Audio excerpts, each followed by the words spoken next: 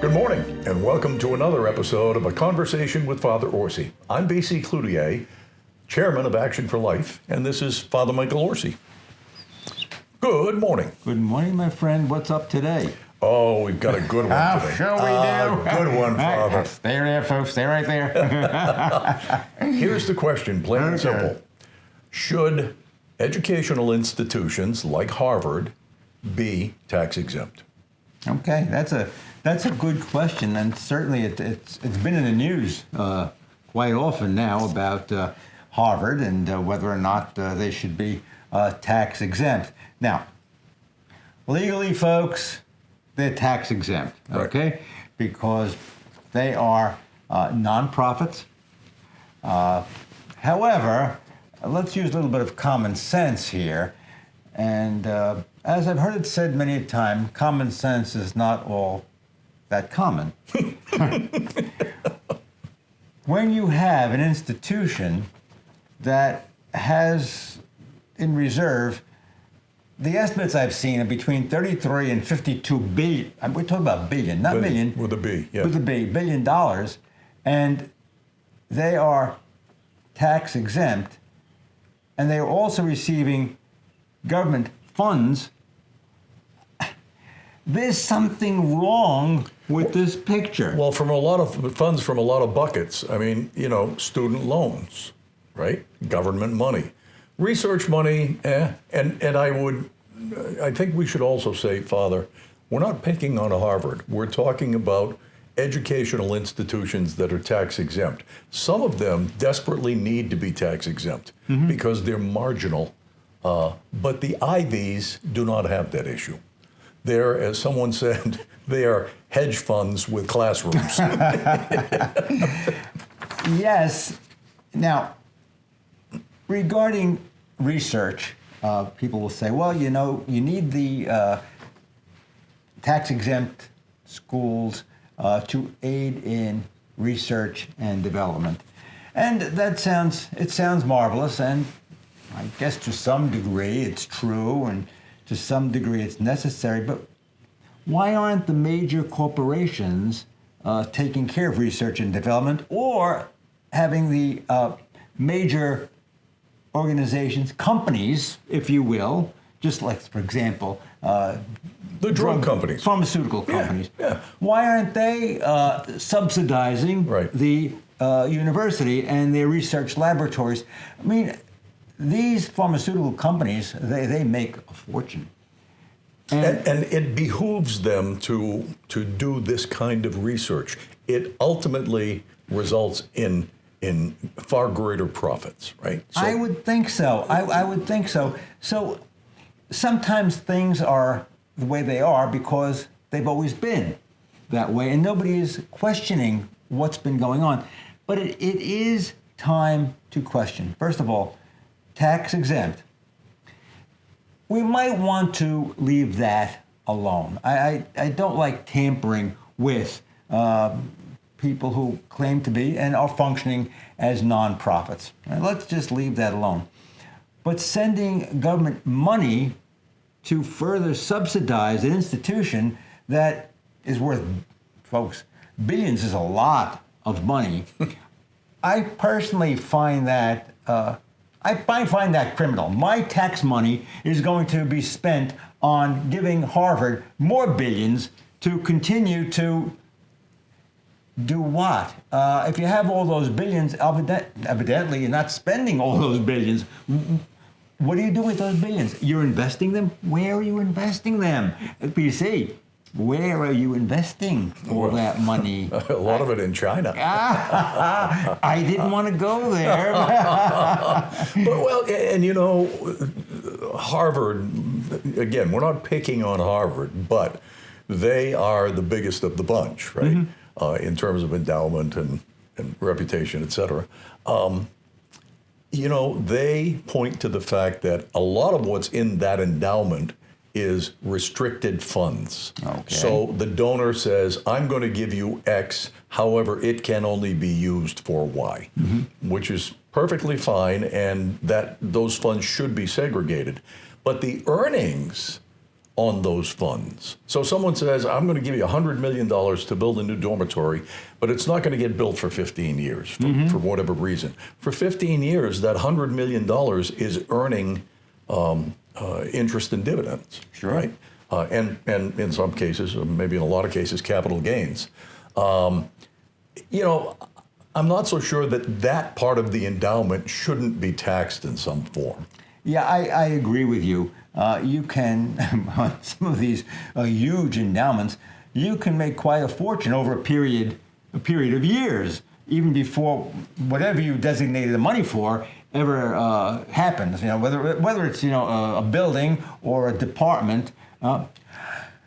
How far does it go before you can say, I am giving this money for needy students? Well, are they needy immediately, or are they needy next year, or are they needy 10 or 20 years from now? How does that happen? I think that, look, we just have gone through this experience of Doge, all right? I think Doge did a very good thing in trying to discern what is going on. And we need to have people who say, let's take a look at this, because this really isn't fair. This really shouldn't be that way. Or to call these institutions to be self-sufficient. BC, have we heard about self-sufficiency?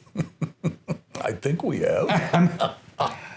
I mean, once again, you are training people to be dependent on a government trough, if you will. And oftentimes, the university just acts as an adjunct to a government that is part of the, it feeds the nanny mentality. Yeah. Well, and I think also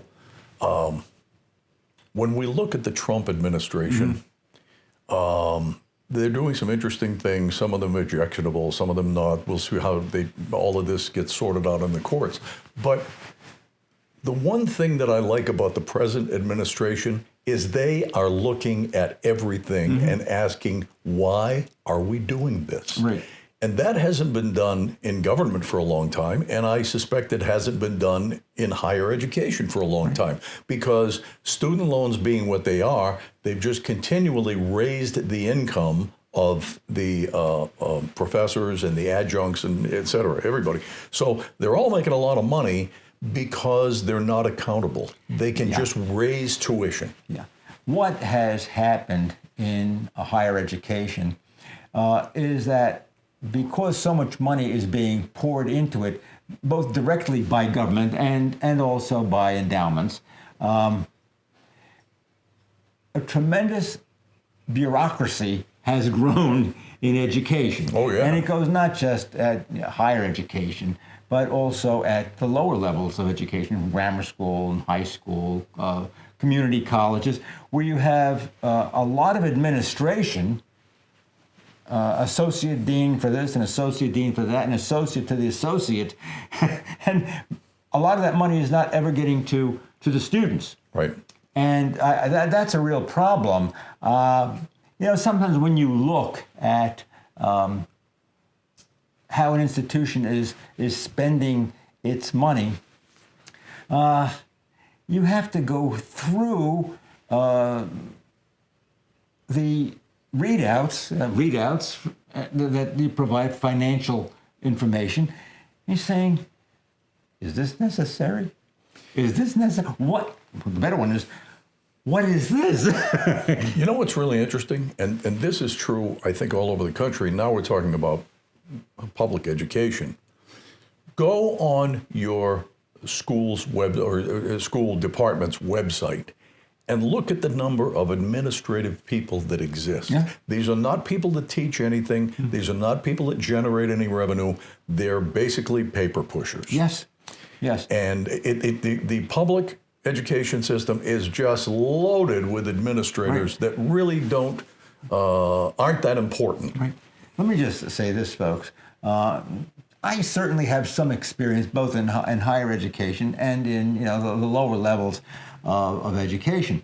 I've had it basically in the private school sector. It's amazing to see how much a private school can do with a little bit amount of money compared to what the public sector can't do with a lot of money.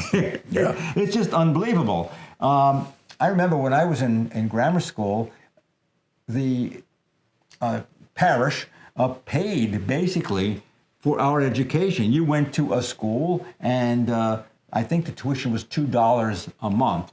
And there was not an awful lot of administration. You had a pastor and a principal, and then the teachers. Now, albeit there were a lot of sisters, religious sisters and brothers in those days, but the schools got by on a shoestring, and we got a good education. Better than the public schools in many instances. Yes. All right. Now, along with that, let's just say in the present day in which we live, there are colleges who refuse to take any government money.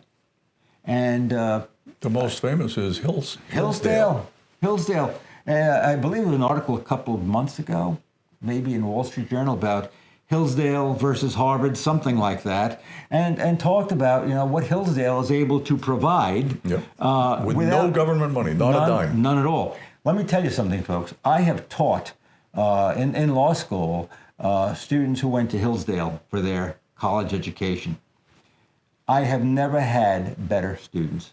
Never had better students. They are well-read. They are able to form a cogent argument, and they have values. You just can't go to any institution and expect that values are going to be inculcated in you. And I'm not just talking about, just like biblical values, although biblical values, they should be inculcated in every human being because they're universal. Yes. They're things that human beings need to be good human beings. But these people understand even, believe this, folks, what America is all about. They understand the American government. They want to take part in the process of government. Okay, let me just go a step further here. These last month, we have been hearing about the protesters at Columbia University. And they are protesting, I suppose they're protesting Israel and Israel's stance toward the Palestinian population. A lot of it, I'm going to say this quite honestly, there may be a case that you could say, well, in this present situation, the attacks of Israel on Gaza are going too far. There are too many. That could be argued. It could be argued. There are too many lives being taken. Children are being killed. Women and children. And if you look at the situation in Gaza, it's practically level. It's a whole bunch of rubble. It's a terrible situation. And that could be argued. What though is coming out is something that is reprehensible, and that is anti-Semitism. And when you look at the Harvard situation, and you have to ask yourself, what is driving this? What is driving anti-Semitism? What is being taught? Who are the professors? What books are they reading? You would never get this at Hillsdale. Right. Or Grove City College. Grove City is another college that does not take any government money.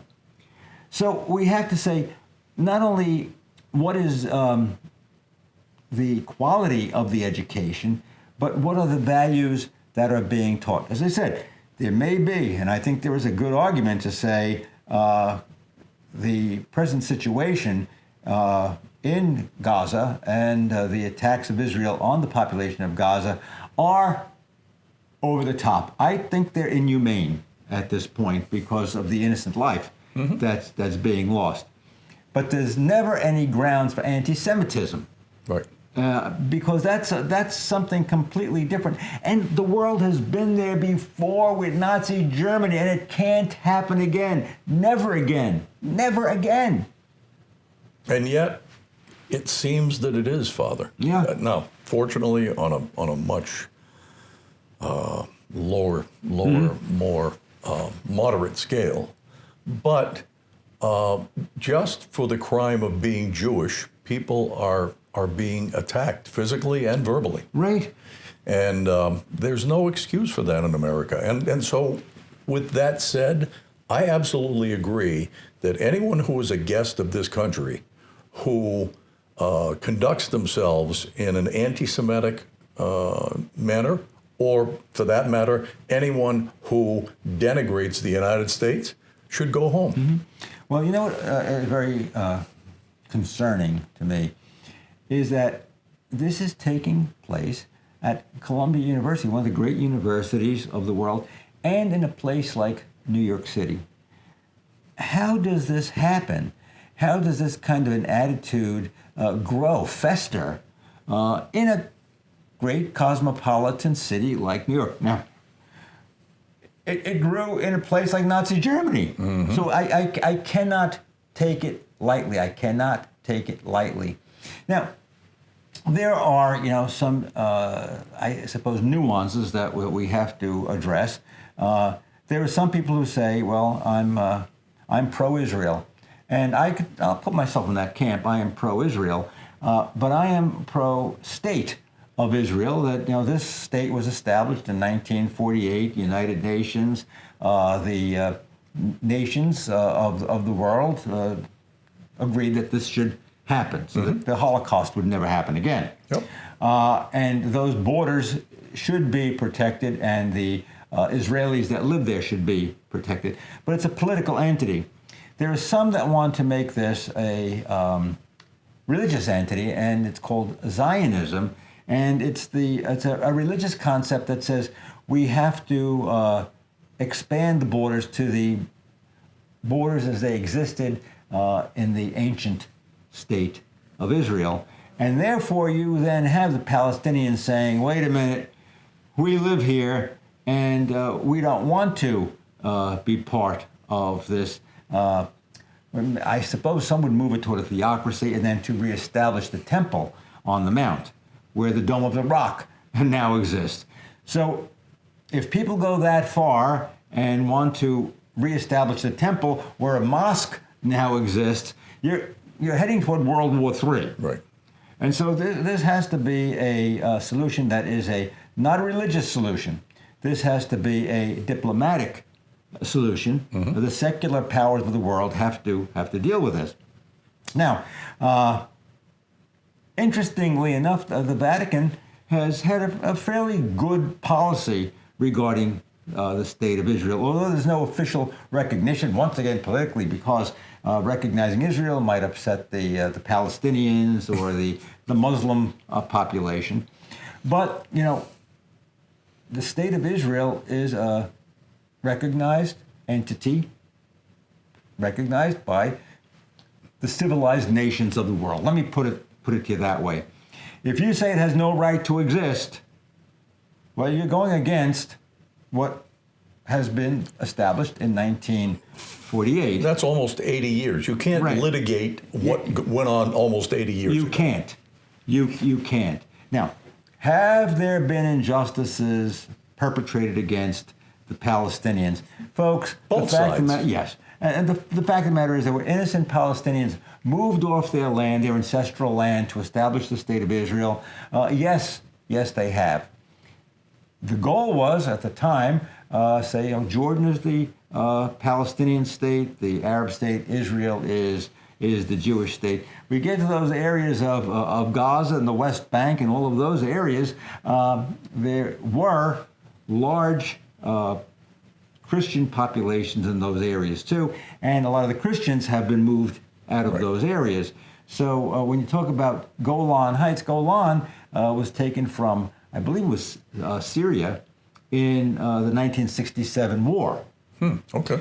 And West Bank was taken from Jordan in that same war. And Gaza was taken from Egypt in that same war. And so you have these three areas that are filled with Palestinians. Israel feels they need these areas for their security. And what also has happened, though, is there has been a forced reduction in the Christian population. There are a lot of Palestinians who are Christians who also deserve our concern out of humanitarian reasons, humanitarian concerns, but also these people do have rights, and they should be protected. And the only way this is going to happen, is if the same nations that helped to establish Israel once again guarantee protection for the Israeli state. Can you imagine being a Christian in any of those Middle Eastern countries, whether it's Syria or Lebanon or Gaza? Right. You really have to be committed, because you're being squeezed between Muslims and Jews. Right. And we know some people who come from that part of the world, and their faith is so deep, as it has to be. Right. But said the Palestinian Christians have lived there forever and ever and ever, and many of them have been moved off their lands, or they also fled those areas. I think in a place like Bethlehem, the Christian population is greatly diminished, maybe even to 100,000. I'm just pulling that number out of the air, but at one time it was a large Christian population. Father, it's a mess. It is. And there's no easy solution, as we well know. I mean, this goes back to Jimmy Carter with Menachem Begin and Anwar Sadat. Yeah. Right? That there was some... The Camp David Accords, that was called. Some modicum of peace, but it's... And I guess the Abraham Accords, actually, under the first Trump administration, really went a long way, but there's too much radicalism in that part of the country, Father. Yeah. Unfortunately, a lot of the radicalism is bred by religion, people believing that they have the direct line to God, and that God tells them what to do. God does not tell anybody to kill anybody else. Right. Right. If a religion says, we're doing this in the name of God, they do it in the name of the devil. You do not kill people in the name of God. There are theories, regarding just war theories. We have to take those theories very, very seriously. When can you enter into a just war? But genocide is never, ever an option. Genocide is never an option, and you can't say that God told me to do it. He did not. We're going to take a break. We'll be back right after this.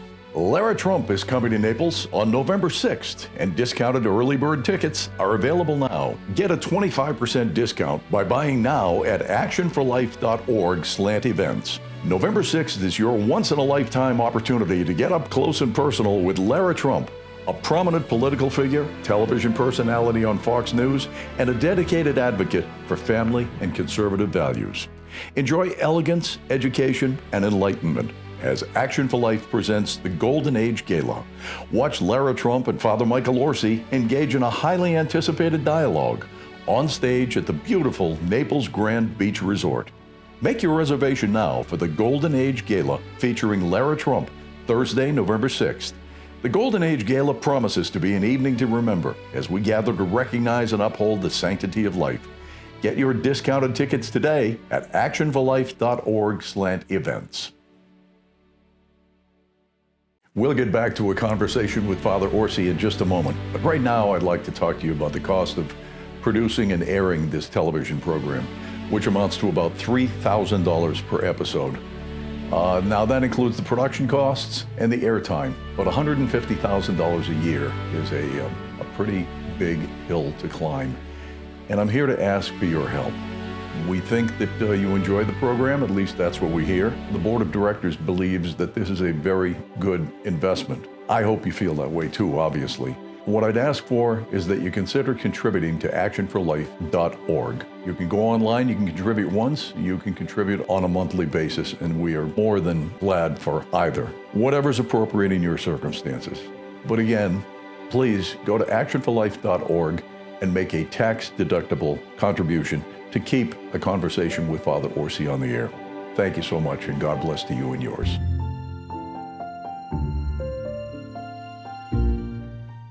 Welcome back to A Conversation with Father Orsi. I'm BC Cloutier.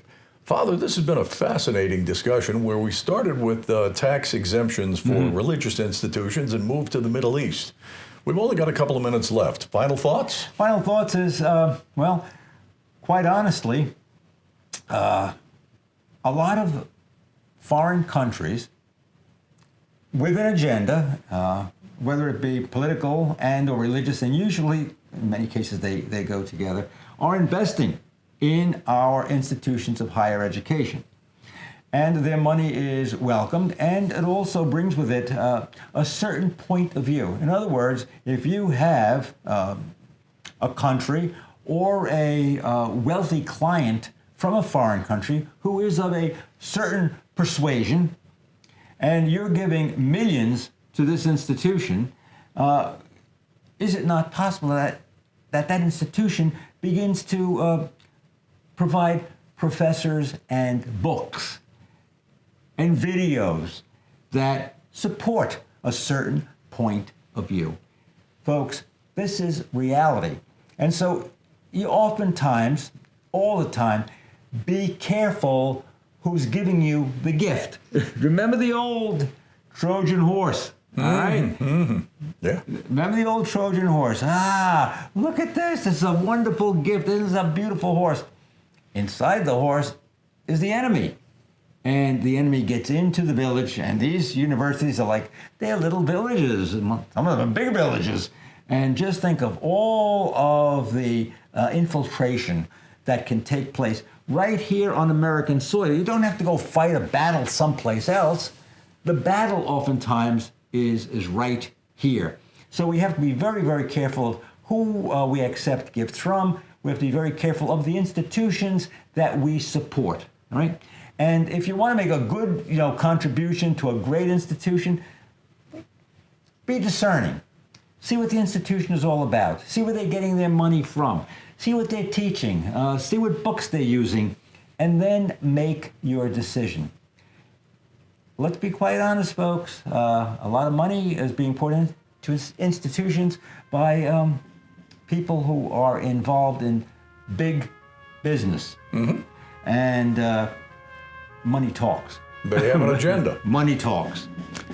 That's going to wrap it up for this week. Thank you so much for joining us. We hope you will be back here next week, same time, same place, for A Conversation with Father Orsi. Until then, I'm BC Cloutier, wishing you a great week, and God bless.